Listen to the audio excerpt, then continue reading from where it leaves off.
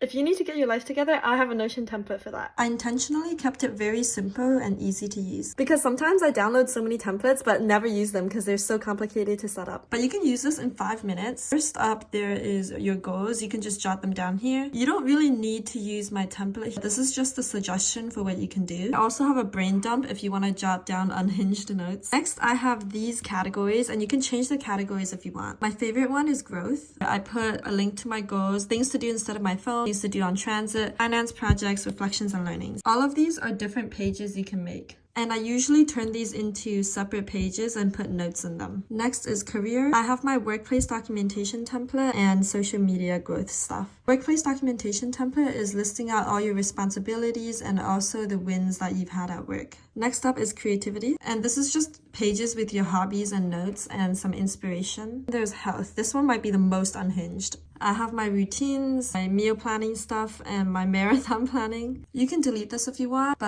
I have a lot of research here with my unhinged running and gym schedule. Last is your social life. This is just stuff for relationship and friendships. I have a lot of new templates here that I haven't released before. Get the template by subscribing to my mailing list. Or comment template and I'll DM you the link.